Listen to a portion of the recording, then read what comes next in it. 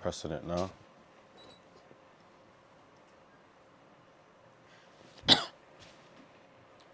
الحمد لله نحمده ونستعينه ونستغفره ونعوذ بالله من شرور أنفسنا ومن سيئات أعمالنا من يهده الله فلا مضل له ومن يضلل فلا هادي له وأشهد أن لا إله إلا الله وحده لا شريك له وأشهد أن محمدا عبده ورسوله صلى الله عليه وعلى آله وأصحابه ومن تمسك بسنته إلى يوم الدين أما بعد. So as we continue discussing the book Bulugh al-Maram by Hafidh Ibn Hajar al-Asqalani rahimahullah, where we are discussing concerning matters relating to ahkam al-wudu, so matter that relates to sifat al-wudu. So we'll be discussing some hadith that relates to different components regarding the acts of wudu. So as we will follow the system that in this explanation that will mention the hadith, and then we go through regarding different aspects regarding things that we can take from the hadith. Tafaddal. Alhamdulillah wa salatu wa salam ala Rasulillah. Hadith number 36. Narrated Laqit bin Sabr radiallahu anhu, Allah's Messenger sallallahu alayhi wasallam said, perform a perfect wudu, ablution, run your fingers through the fingers of the hands as well as between the toes, and sniff water up well inside the nose unless you are fasting. Reported by Al-Arba, and Ibn Khuzaymah graded it Sahih. In another narration, Abu Dawood has, if you perform ablution, then rinse your mouth. So the hadith that is mentioned here, that would be discussing the hadith as is mentioned here, and Laqit ibn Sabira.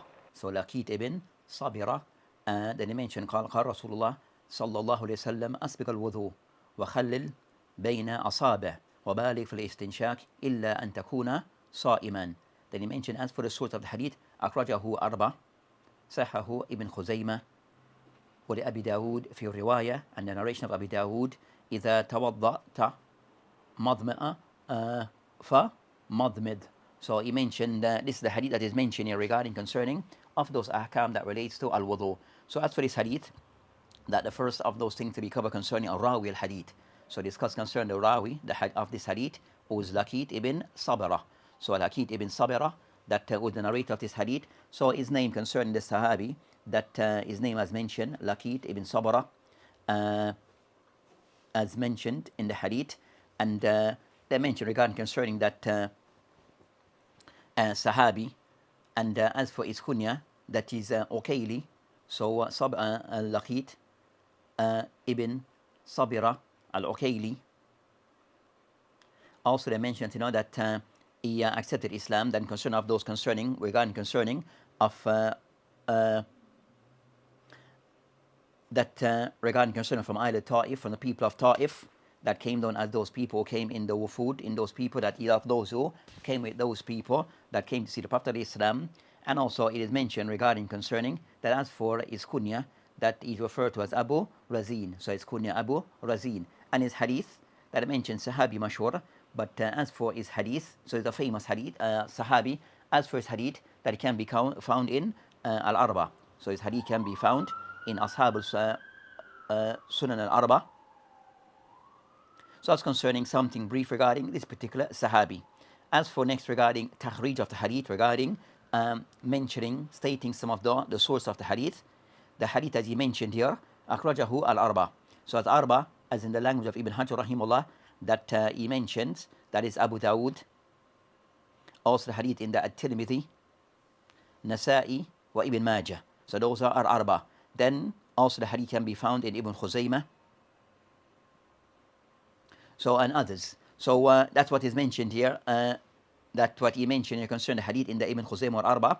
So as for this hadith that is mentioned here regarding concerning the source of this hadith, that this hadith of Laqit, that it is found in Abu Dawood, Tirmidhi, Nasa'i, Ibn Majah, also Ahmed in his Musnad, Ibn Khuzaymah, Ibn Hibban, Bayhaqi, Al-Hakim.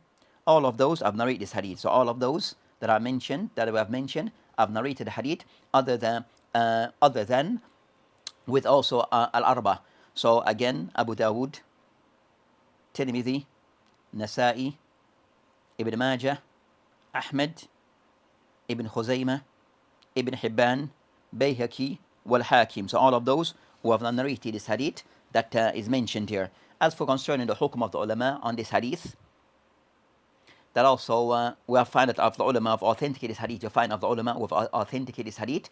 So they mention the hadith is reliable, as that is mentioned Sahahu ibn Khuzaymah. So the hadith here have been authenticated by At-Tirmidhi. So the hadith here have been authenticated by At-Tirmidhi rahimahullah.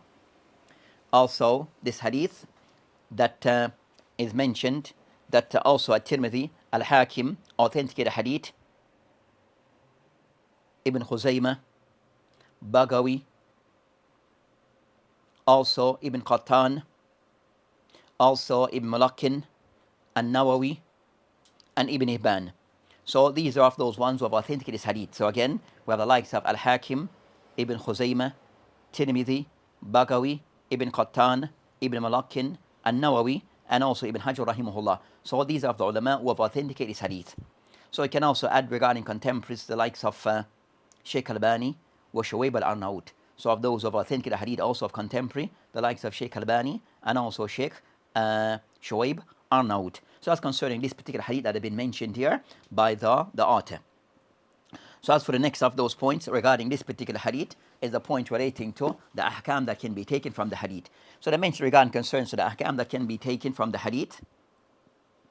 They mentioned regarding in some of the riwayat of the hadith, they mentioned لأبي داود في الرواية. As for Abu Dawood in his riwayah, they mentioned concerning tawaddata famadmid. So they mentioned tatawaddata famadmid. So of his narration also mentioned regarding that if the person make al-wudu, then he should put water in his nose. So also they mentioned that addition from Abu Dawood rahimahullah. So as they mentioned, this hadith also you have some kalam regarding this hadith or that portion of the hadith of Abu Dawood. So you have some kalam over that particular portion of the hadith between Ba'da al-Ilm. As for the next matter that is discussed in the hadith concerning, it mentioned in the hadith that it mentioned asbig al-wudu. Asbig al-wudu, so one to perform the wudu in perfection or complete one's wudu. They mentioned asbag regarding concerning that what is meant by the concern asbag from instance mubaligha fi kamali, where the person try to go to do things in a complete way, so doing something in a complete fashion, so carry out that things in the most appropriate way for it to be done. So they mentioned that which is awfu kulli adwan haqqa, where the person that he wash each limbs accordingly, so each limb to be washed as it should be washed properly and fully. So that's concerning the meaning of concerning asbig al-wudu, so the person that he perform his wudu in the most complete fashion possible. That's concerning asbig al-wudu. So as for this that I mentioned here regarding concerning, that they mentioned the next of the wording, the second matter they discussed concerning khallil bayna asabi. So regarding concerning that also the person that he wash in between his fingers, wash in between his fingers. So that's the second thing. So regarding the fingers, that a person ensure that water gets in between his fingers. So that's also of those things that is mentioned in this particular hadith. As for what is mentioned here regarding concerning asbig, murad huna adkhil al-ma bayna asabi. So what is meant by khalil bayna asabi, that a person allows water to get in between his nose. Now, in between is fingers, and in between is fingers. So it ensure that water gets in between the person's fingers. So as for what is meant by asabi in this particular hadith, it means concerning asabi yadain wa rijlain. So what is intended by asabi, what is intended is both the nails concerned is toe and fingernails. Concerned that no is both is toes and fingers and is hands and is feet. So the hands and the feet. That is what is intended by asabi. So that's concerning what is meant by this particular hadith. Then we have other hadith regarding concerning so you have other hadith regarding this topic. But as for this hadith, it indicates that the one should ensure that water gets in between the finger and toes. Then I mentioned, the third of the thing I mentioned, وَبَالِغْ فِي الْإِسْتِنْشَاقِ وَبَالِغْ فِي الْإِسْتِنْشَاقِ إِلَّا أَن تَكُونَ صَائِمًا. So the third thing that the hadith mentioned, baligh, that a person should go to the furthest extent regarding istinshaq. So the person should try to ensure that water goes to the back of the nose when performing istinshaq. So istinshaq is related to the anf, is related to the nose. So the person should go to extreme regarding al-istinshaq, where water is sniffed up to the back of the nose. So that is what is meant or intended by this particular hadith. This is what is intended when we say illa, except an takuna sa'iman, except if one is a fasting person. So the person who's fasting then is not to sniff water to the back of his nose. But as for outside of this, then the person should do so. Outside of this, the person should do so. The next thing that is discussed in this hadith regarding concerns the meaning of the hadith. So the hadith meaning concern a person who perform al-wudu, he should try to do so in the most complete fashion. Second, also the hadith mentioned regarding the person also that he ensure that water gets in between his finger and toe, and in between his finger and his toes. But then also the third thing that he mentioned that in doing of sniffing water, then a person should do so where water goes to the back of the nose. I mentioned madmada regarding مبالغة في المضمضة, where the person ensure that water goes to the back of the throat. So regarding that madmada, where water is placed in the mouth, then a person ensure that water gets to the back of the mouth, so that's concerned that matter. But as for what is mentioned here regarding concern, go back now to the ahkam of the hadith. As for what is mentioned regarding concern, the first of those matter regarding the ahkam that can be taken from the hadith. So the hadith, it covers over three main ahkam. One regarding isbag al-wudu, doing wudu perfectly and completely. Second, that a person ensure that water gets in between his fingers and also his toes. And the third matter, that a person regarding al-istinshaq, that he ensure that water gets to the back of the nose. So those are the three masahil that relate to this hadith. So of those components, of those acts of wudu, is the person trying to master, ensure that these things are carried out properly and appropriately. So as for the ahkam, the Sheikh Abdullah Fawzan Hafidullah, he mentioned al-hadith dalilun ala amr bil isbaq al-wudu, that this hadith, it shows what can be taken from the hadith, that this hadith can be used as an evidence regarding the command, the instruction regarding the person doing his wudu complete and proper. Then I mention hal hadha wajibun or mustahab. So regarding concern the command, the instruction from the Prophet Islam regarding the person carrying out wudu complete, then is this something which is wajib or mustahab? The Shaykh he mentioned regarding concern this matter al-isbag naw'an, regarding the person doing isbag, that it falls into two categories. So isbag, doing things complete to the full extent, then this, it covers two areas. One isbag al-wajib, so that is isbag which is wajib, so a level of isbag, doing things properly, completely, perfectly, but that is to an extent of that being wajib. The person cover that part, those areas that are wajib. So regarding concern the wajib regarding isbag al-wudu, where the person ensure that all the limbs that they are washed properly and wiped properly. So isbag al-wudu, to the extent to that which is level, which is wajib, where the person ensure that all the limbs that they are washed and also they are wiped over properly. That's concerning isbag al-wudu, where the person ensure, for example, the arm, the entire area, it is washed. So this is isbag that is wajib. So that level is isbag al-wajib, where the person ensure that all the limbs that are to be washed, that they are washed completely and perfectly, even if this is done once. So even this is done once. The second isbag al-mustahab. So isbag al-mustahab, where the person ensure that a person that he goes beyond what is required. So it goes beyond that which is required, and that would include concern a person that it will increase upon that which is wajib. So the person adding to that which is wajib. So regarding concerning of isbag al-wudu al-mustahab, where the person that will ensure that the person try to wash the limbs twice or thrice. So that's a part of isbag al-mustahab, where the person he would add washing the limbs twice or thrice, and that is mandub. So that part of it is mandub, where the person now adding an additional wash to the limbs twice or thrice, then it's something which is mandub. Dimension regards that's concerned that matter. So what is wajib is once, but the entire area is covered, and then the person adding to this, washing over those areas a second time or a third time, then that is isbag al-mustahab.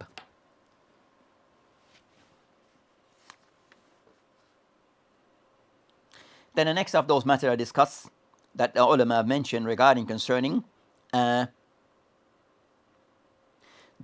second matter is regarding concerning that he mentions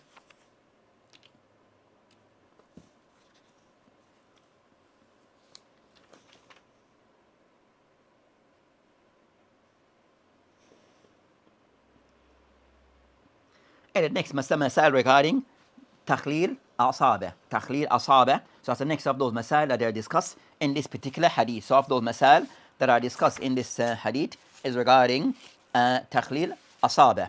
So regarding concern this matter, you have Sheikh Abdullah and those who have explained this book that they discuss concerning of those masahil that are discussed regarding takhleel al-asabe, where a person ensure that water get in between those the toes and also the fingers. So the person regarding that ensuring that water it get in between the toes and the fingers. So that's for this particular matter that they have mentioned. As mentioned by Sheikh Abdullah regarding concerning that takhleel, that the ulama they mention that it's not aqwal of the ulama on this matter.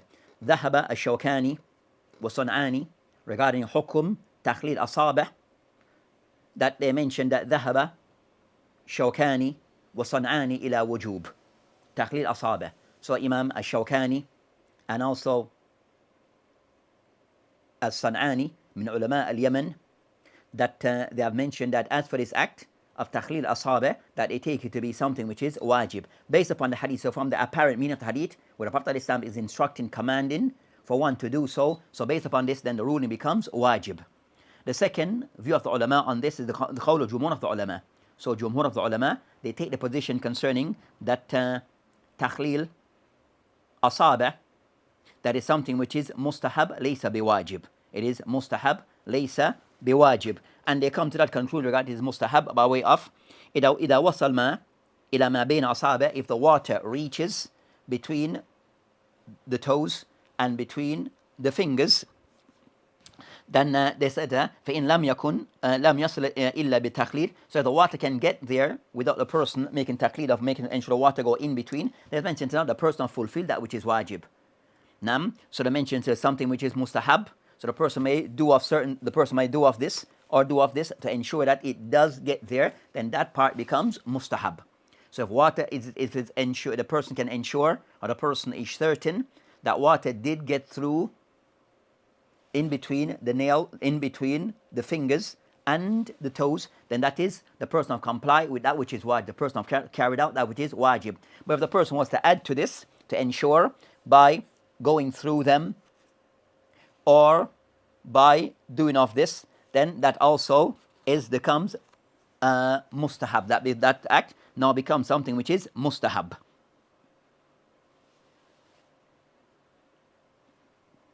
And the third opinion that of the ulama, minhum man khassa bi asabi' rijlayn, where some of the ulama, they're all concerned that what is required regarding they make a difference between takhleel, the person ensuring that water get in between or in between the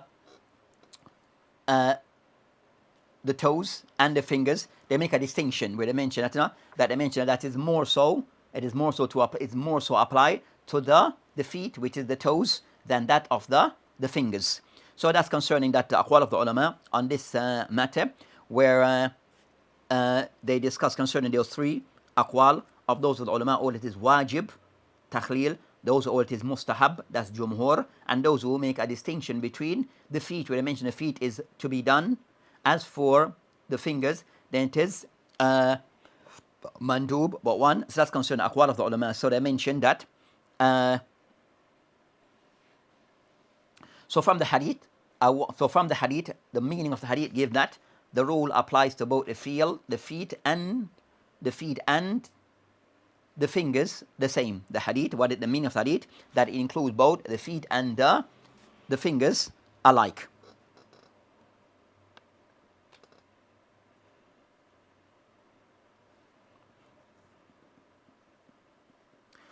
So it's mentioned by Al-Baghawi in his book Sharh al-Sunnah, Takhleel Asabe Sunnah. So Al-Baghawi in his book Sharh al-Sunnah, he mentioned Takhleel Asabe Sunnah fil wudu ma al-wusul al-ma ila batiniha min ghayri takhlil. So when the person doing any effort, so they mention a person not doing any effort, the water can get in between the toes and the fingers, then the person have done that which is wajib, that which is wajib. So that's concerning aqwal of the ulama on that matter regarding takhlil in general, regarding takhlil in general. So as for the qawl of those, so I mentioned regarding concern that that's concerning aqwal of the ulama on that matter regarding that takhlil. So it applies both to that which is so it applies to both the feet and to the toes, that if water, the person doing so is considered to be a sunnah. If water is considered to be a sunnah, if the person is ensured, or the person is certain that water did get to those parts of the body, to those limbs. So that's concerning a takhlil between. So raja is the qawl of jumhur of the ulama, that so John says something which is mustahab to be done. So it is mustahab to be done. And next matter discussed regarding takhlil al-lahi between the toes and the fingers. How is it to be done? So how the person is to do so. You have some hadith. So the hadith I mentioned regarding that, explain regarding takhlil, where it mentioned regarding concern as in hadith as for Mustawrid ibn Shaddad. So the hadith of Mustawrid ibn Shaddad radiyallahu anhu, that he mentioned, right, Nabi sallam, إذا توضأ دلك أصابع رجليه بخنصر. So he mentioned the Prophet Islam, that he saw the Prophet Islam that whenever he make al-wudu, dallaka, that he would rub in between his toes, rijlayhi, between his toes, with his khansor, with his pinky finger. So if he use this finger to rub in between the toes. So as mentioned, that hadith is after hadith mentioned that how to be done is by that fashion of using the pinky, using this finger, the pinky finger, or the smallest finger, to go in between the toes. So that's concerning that hadith. That particular hadith is in the Abu Dawood, with Tirmidhi, wa Ahmed. That mentioned tawadda, where it mentioned في لفظ مثلا إذا توضأ خلى أصابع رجليه بخنصر. That some narration mentioned إذا توضأ, if the Prophet ﷺ performed wudu, khallal, that he'll go in between, use his finger in between his feet, in between his toes. But regarding concerning this hadith that I mentioned, هذا إسناد رجال الثقات من غير Muslim, where there's some discussion regarding one of the narrators. You have some discussion regarding another narrator, which is, so of the ulama who authenticate hadith, and the ulama who the hadith to be daif. Of those that the hadith is, so you have those who authenticate hadith, and of contemporary Shaykh Albani, who the hadith to be sahih, and of those who the hadith to be daif, based upon the issue regarding one of the narrators, some of the narrators who's Abdullah ibn La'i'ah. So Abdullah ibn La'i'ah, where a discussion between the ulama regarding when is his narration classed as maqbool or not. Some make a distinction regarding Ibn La'i'ah, that he kind of of ikhtilat, that later on when he lost his book, that his narration becomes somewhat was weakened. But some of the ulama mentioned that his narration before then was already weak. So it's always a weak narrator, but in some cases it became even more weak when he lost his books. And also that some mentioned that he was, and some mentioned that his narration are generally okay if he narrate upon particular, we said ibadillah. So if you narrate upon particular narrators, they give more of a leeway and more acceptance to certain narration upon certain people. But of the ulama mentioned that he is weak overall, generally he is weak, but his narration upon the ibadillah, that it is a little better compared to others, but they are still all weak. So you have that discussion regarding Ibn La'i'ah. So where you find a difference between the ulama regarding a hadith, this particular hadith, regarding concerning that washing in between of the feet, using of the small finger, based upon that narration and based upon how it is viewed by the ulama regarding their judgment of that hadith. So those who authenticate hadith, they will follow that, they will apply that. Those who don't, then it is left to. So another view that the ulama are regarding how to wash in between, that I mentioned regarding that. They mentioned regarding that, placing the right over the left and doing like this.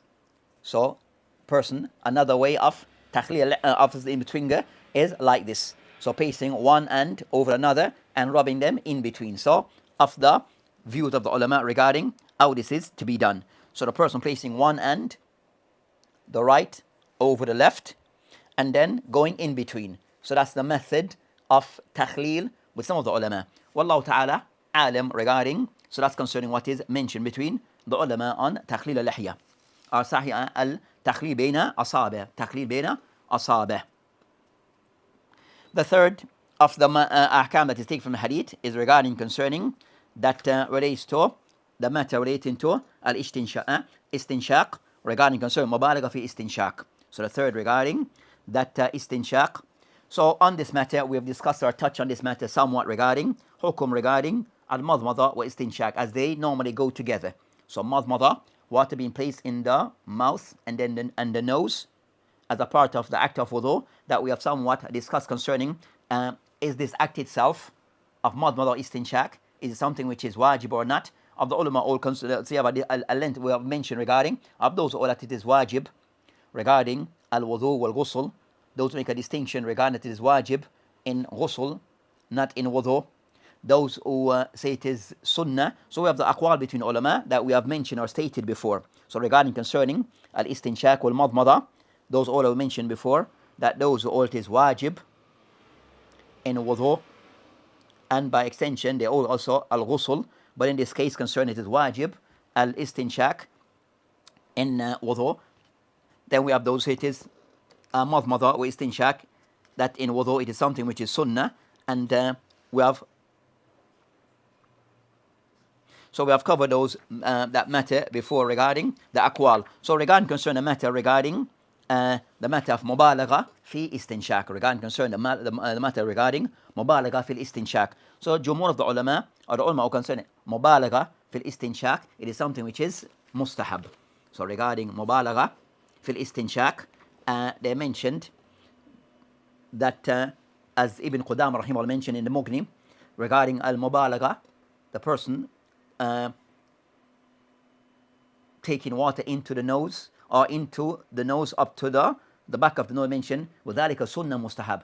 So Ibn Qudam mentioned there that ذَلِكَ سُنَّةٌ مُسْتَحَبٌ فِي الْوُضُوءِ إِلَّا أَن تَكُونَ صَائِمًا فَلَا يَسْتَحَبُ. So it is something which is overall, something which is encouraged and sunnah to be done for a person to sniff water straight up into the nose in when performing a wudu, except when a person is a sa'im, except when a person is fasting. So overall it is preferred to be done, sunnah to be done, but when a person is fasting, then it is la yustahab. It is not something which is preferred for the person who is fasting to do this act.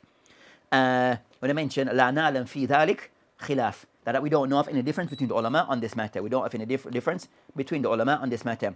Then I mentioned that An-Nawawi rahimahullah in his book Sharh Mu'adhab قال المبالغة في المضمضة واستنشاق سنة بلا خلاف. So An-Nawawi, Hafiz An-Nawawi rahimahullah, he mentioned in the book Sharh Sunnah, المبالغة في المضمضة واستنشاق سنة بلا خلاف, that a person that going sniffing water up into the nose and to the back of the throat, it's a sunnah bila khilaf, as he claimed. Then also that you find a San'ani in his book Subul Salam, with the explanation of the book Bulugh Maram. San'ani, he mentioned والحديث دليل الحديث دليل على مبالغة في استنشاق لغير صائم, that for the person to sniff water up to the back of his nose, that regarding it is something which is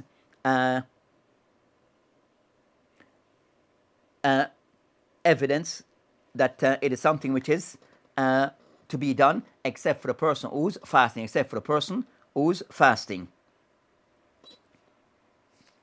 As they mentioned, I think that impact on a person's siyam, where it can cause the person fast to water to get in the person who's fasting, that if he was to sniff it down into up too much into his nose, it the possibility of it going into inside the person is going into inside the person, water being placed into his body. So that's concerning aqwal of the ulama on this matter regarding of this rule, or this matter regarding al-istinshaq.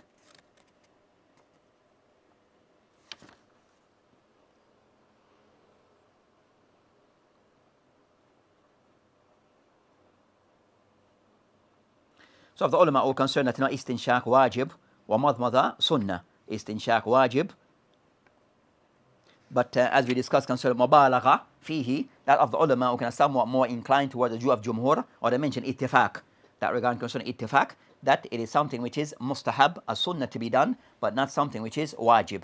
And more so, it is not to be done if the person is fasting. The person is fasting, then it's not for the person to do istinshaq, straight up water being pulled up into his nose. So those are the masail that they discuss. Other things that are taken from the hadith that they mention regarding concern that the hadith that Sheikh Abdullah Fawzan mentioned regarding concern the general qawaid al-shari'ah. From this hadith can be taken, they said aqaida said the dhari'ah. So said the dhari'ah of those qawaid that can be taken from the hadith where that the Prophet ﷺ concerned that putting certain things in place not to fall into something which is haram. So for a person who's fasting, not to sniff water up into the nose. So leaving away that act which is something which is mustahab or something which is sunnah, leave this sunnah away so not to fall into mahdhur. So leave this sunnah away so one do not fall into something which is haram. So the person by sniffing water, if he's fasting down into up too far into his nose, it may get into inside the person, and then that will cause the person's siyam to be invalid. So it's showing leaving away that which is permissible, fear of falling into something which is not permissible. So that's concerning sadd al-dhari'ah. So you have these measures in place to block the person from falling into that which is not to be done. So that's from the bab of sadd al-dhari'ah. So regarding al-mubalagha fi istinshaq, for a person who's fasting is not to be done. So this applies concerning the general rule of sadd al-dhari'ah. It applies across the board regarding different matters. So this hadith, it shows the evidence and the precedent that this is something which is taken into account in the Sharia. And also so that's concerning that matter regarding this particular hadith. Also he mentioned also from this hadith, it shows regarding concerning aqaida in al-fuqaha, fiqhiyya, in al-fuqaha he mentioned aqaida al-fiqhiyya, dar al-mafasid awla or muqaddam ala jalb al-masalih. So dar al-mafasid, a person that leaving away that avoiding that which is impermissible, so and not so as not to enter. So that's concerning dar al mafasid awla min jalb. So should the person leaving away that thing which is not to be done takes precedent over those things to be done. So at times leave away those things that are not to be done over is giving precedent over bringing about certain goods. So that's concerning the qaida in general. Dar al mafasid. So the person avoiding of those things that are mafasid, that are evil, and it taking precedent over those things which is beneficial. It taking precedent over those things that are beneficial.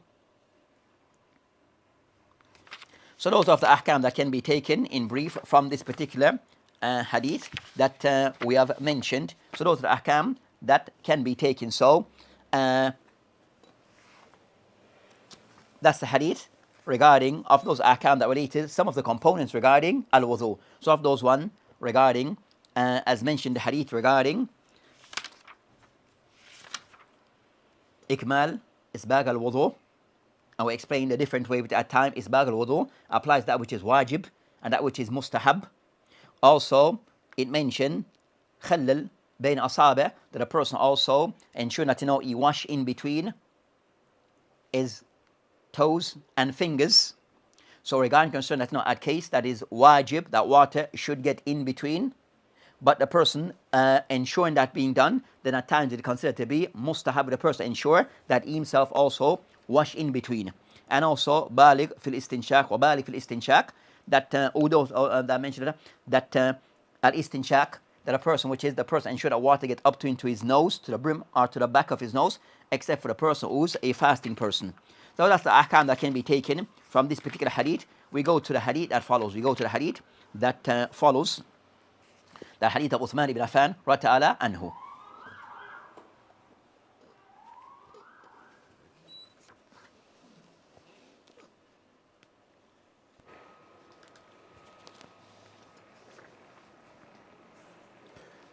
Hadith number 37, narrated Uthman radiallahu anhu While performing wudu, the Prophet ﷺ would run his fingers through his beard, reported by At-Tirmidhi, and Ibn Khuzaymah graded it Sahih.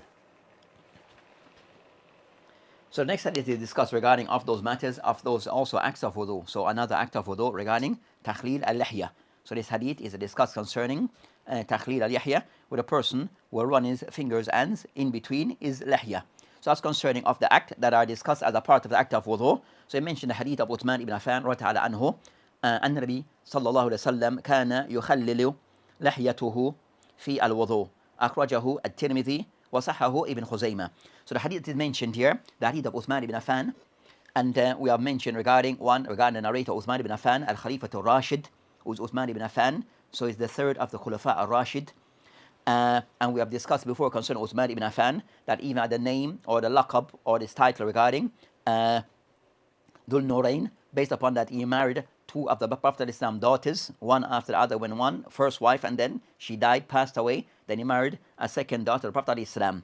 So Uthman ibn Affan, that one of the great of the Sahaba, he considered to be one of the great of the Sahaba. Then as for next regarding takhrij of the hadith, so as for this particular hadith that is mentioned here, then this hadith he mentions here, but Ibn Hajar rahimahullah mentioned, akhrajahu at-Tirmidhi. وصححه Ibn Khuzaymah. Hadith is narrated by At-Tirmidhi and also Ibn Khuzaymah that he authenticated hadith. So Ibn Khuzaymah that he authenticate this hadith.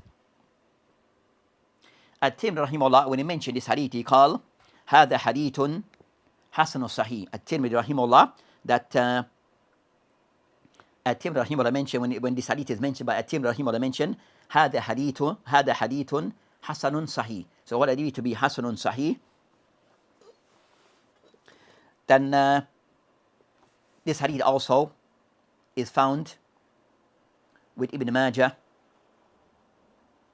Ibn Hibban, Abdul Razak As-San'ani in his book Al-Musannif, Bayhaqi in his Sunan Al-Kubra or Kabir, Ad-Darimi also correct this hadith, Ibn Jarud in his book Al-Muntaqa, Ad-Darakutni, Hakim, and others. So you find many who have narrated this hadith. So this hadith can be found many of the books of hadith that have collected this particular hadith. The third of those matters regarding this hadith, so at-takhrij hadith in the At-Tirmidhi, the hadith in the Ibn Khuzaymah, also Ibn Majah, Ibn Hibban, Abdul Razak, Bayhaqi, Darimi, Ibn Jarud, Darakutni, Hakim, and others. So the hadith can be found in many sources. As for the aqwal of the ulama regarding this particular hadith, so you have a discussion between the ulama regarding this particular hadith. So the discussion regarding this particular hadith. As one of the narrators in the hadith, whose name is Amir ibn Shaqiq. So in this hadith you find one of the narrators, name is Amir ibn Shaqiq, mutakallim fi. There's some discussion regarding this particular narrators. So this narrator, there's some discussion regarding this narrator. So based upon this, you have a khilaf between the ulama on this. So regarding the individual, that you find that some of the ulama hold him to be daif, some of the ulama hold him to be not a reliable narrator. Amongst them, Ibn Ma'in, قال أبو عاتم ليس بقوي, نسائي ليس به بس. So Ibn Hibban ذكره في ثقات. Ibn Hibban mentioned in his book Al-Thiqat. So you find some discussion regarding this particular person.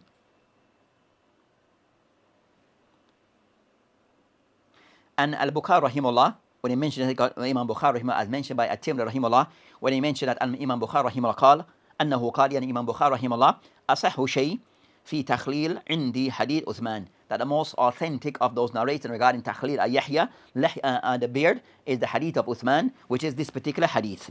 They mentioned قلت إنهم يتكلمون في هذا hadith, even though there's some discussion regarding the reliability and the authenticity of this hadith.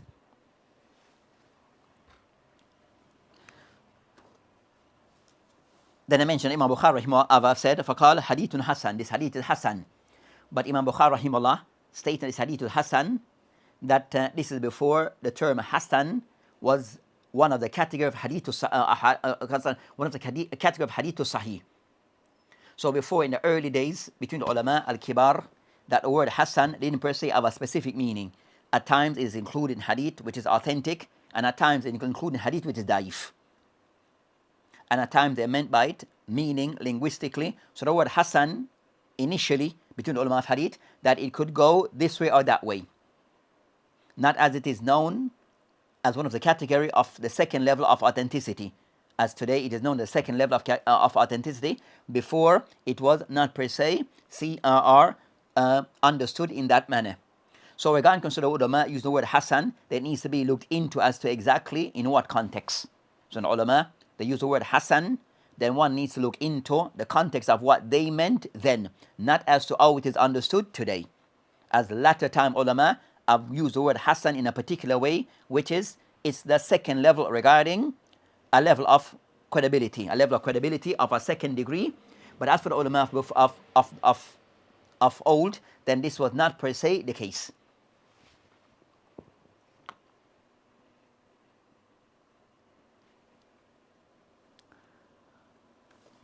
So as for this matter, then they discuss concerning that of the ulama who all the hadith to be authentic. We have At-Tirmidhi rahimahullah, who authenticated the hadith. Also he mentioned Imam Bukhari rahimahullah, asahhu shay, that the more authentic shay, the most authentic hadith on this matter is this hadith. But when ulama mention asah, something being the most authentic, it doesn't necessarily mean that the hadith is authentic. So in meaning concerning the hadith could be when it is compared between all the hadith, this hadith made it more reliable, but it is still not authentic. But others are more weak, but it is a weak hadith, but others are even more weak.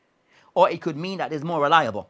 So the word asah doesn't necessarily mean is the hadith is authentic. It also could mean the hadith that compared to all what is mentioned is the more reliable, but everything there is faulty. Everything is faulty or unreliable, but is the more reliable of the unreliable or unauthentic.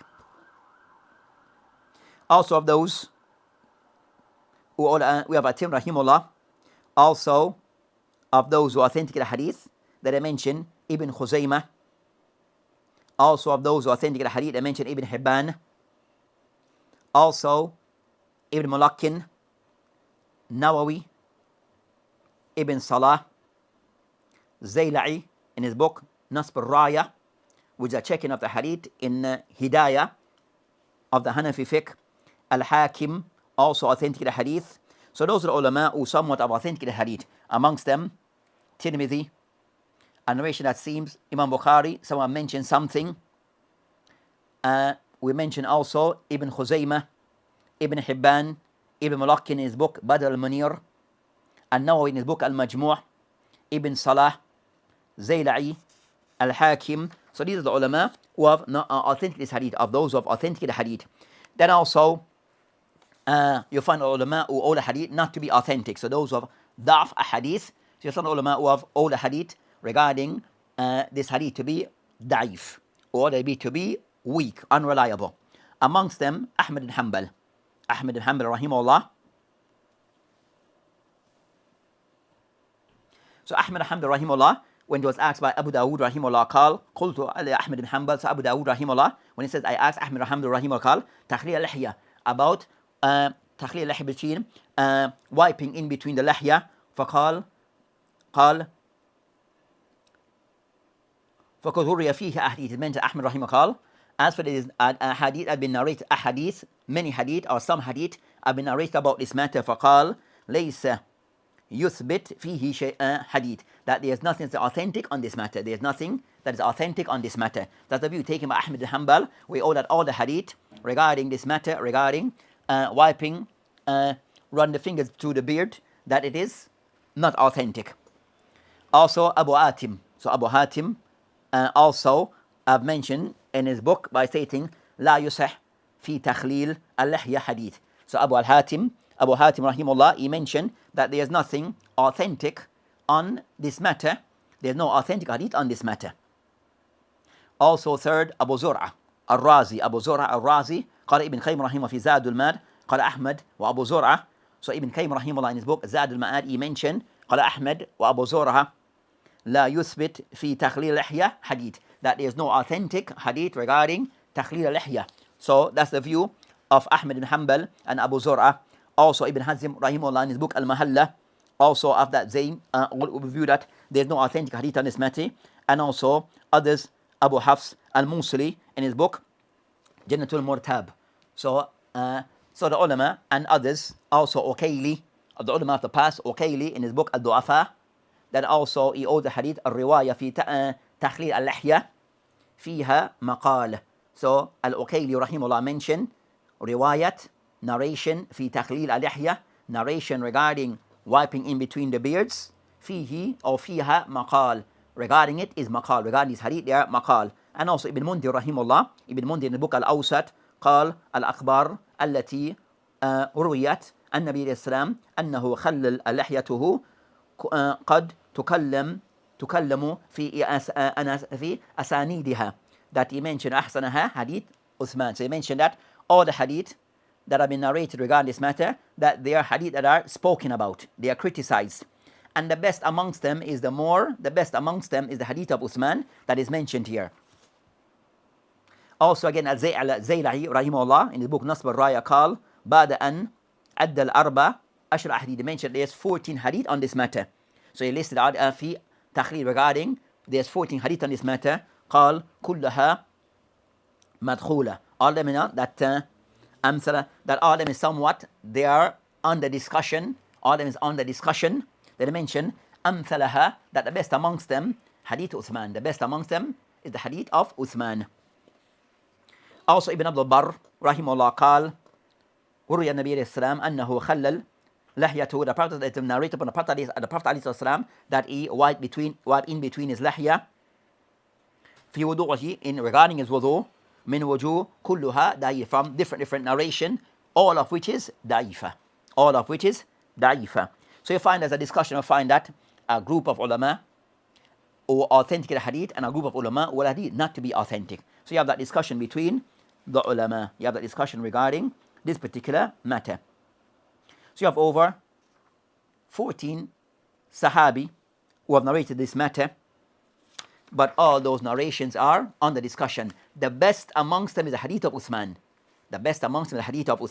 But even that one is criticized. And the other one, most of them are very daif. They're daif, very weak narrations. So that's concerned the matter regarding the hadith. So a discussion between ulama regarding the authenticity of this hadith, as we had stated. So that intense discussion between ulama on this matter.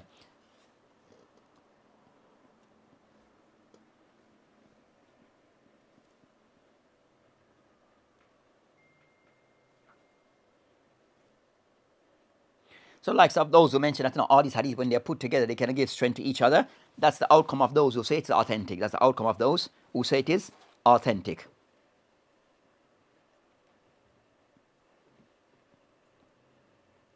And Shaykh bin Baz rahimahullah, I've mentioned regarding al-haq. So Shaykh bin Baz, his conclusion, al-haqqu anna hadith at-takhlil yushad ba'duha ba'd. That is concluded the hadith that relates to wiping between the lahya while making wudu, that each of them, when they are added to each other, where they're placed together, they give strength to each other. Even though said some of the hadith, they're very weak type of thing. So, but that's his conclusion. تدل على شرعية التخليل. So can I give that what can be taken from this? That can someone give some precedent that this act is something which is allowed. Then I mention أنه sunnah, and there's something of the sunnah.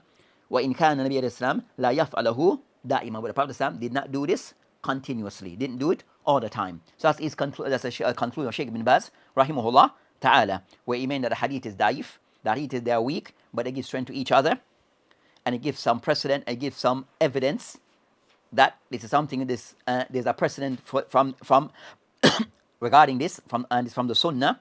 But then he mentioned that the Prophet ﷺ did not do it constantly and all the time.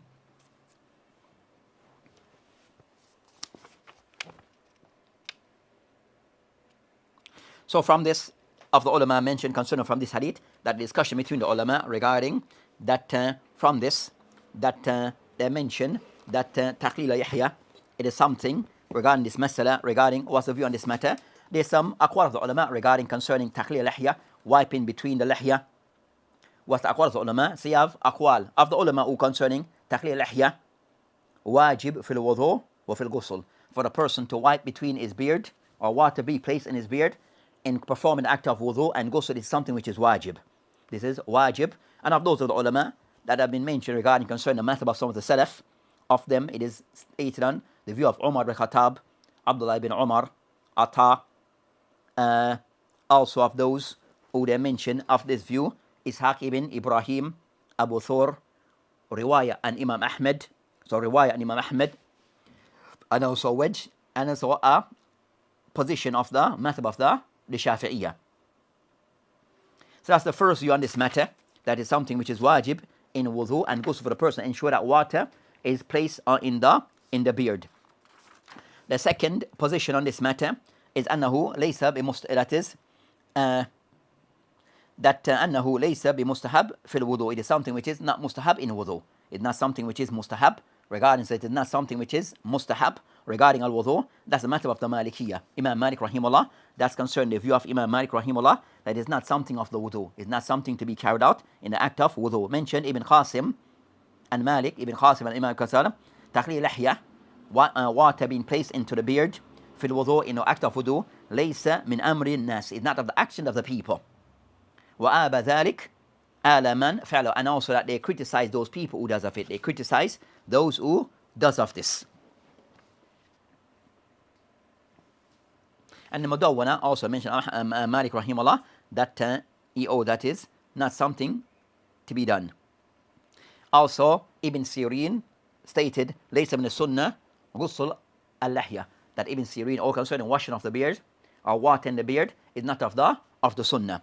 And also there's the view of Ibrahim an-Nakhai and also Hassan al-Basri, the view of Ibrahim an-Nakhai and also Hassan al-Basri, of those who hold that based upon there is no hadith that have been authenticated on this matter, so the oath is not something to be done. Of those who hold that there is no authentic hadith on that matter, then they do not hold that it is something to be done, as there is no hadith that's authentic upon the Prophet of Islam regarding doing of this act. Then I mentioned regarding, as for janaba, of those who are concerned a person that said ghusl in wudu, no. As for janaba, riwayat al-Imam Malik mukhtalifa. So as for Imam Malik regarding, as for the act of ghusl, if the person state of janaba regarding taking ghusl is the person to wash the beard, then of those who mention, if the person have every beard, then it's to be done. The person of a light beard, then la yajib. The person of a light beard, then it is not yajib, but the one who has a big beard, every beard, then it is to be done. Then the third view, then I mentioned that Dhahba Ibn Hazm rahimahullah, al-Zahiri, that all that is not allowed regarding to be done for wudu or ghusl. Ibn Hazm regarding water being placed in the beard, taqleel al-lihya, then it is not to be done regarding al-wudu wala al-janaba. The third view of the ulama, that anna dhalik, that is wajib fil janaba la yajib fil wudu. Those make a distinction between al-wudu is not compulsory, that water being placed in the beard, but as for ghusl, it's a must to be done. That's the view of Imam Shafi, Abu Hanifa, Al-Thawri, Awzahi, Layth ibn Sa'd, and Ahmad ibn Hanbal, and others.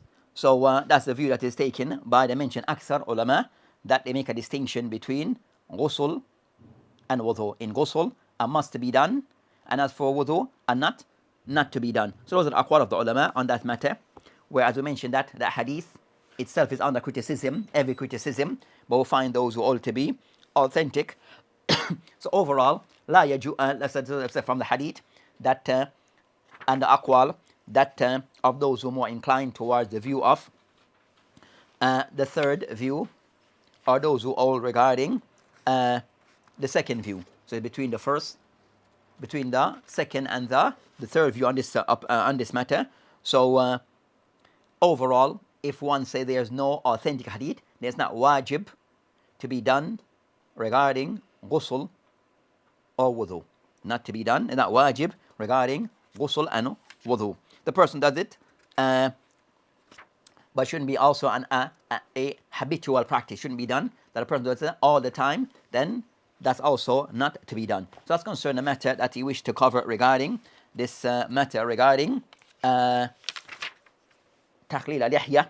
So regarding that takhleel, regarding in between the fingers, in between the toes, and then the lihya, then also he covered those in these three hadith that we have covered today. So that's concerning the ahkam that relates to al-wudu regarding some of the acts of wudu, which is takhleel between certain limbs. With this discussion, now we have ended this particular session for today. وبالله تعالى توفيق وهذه السبيل والآخرة والحمد لله. السلام عليكم ورحمة الله وبركاته.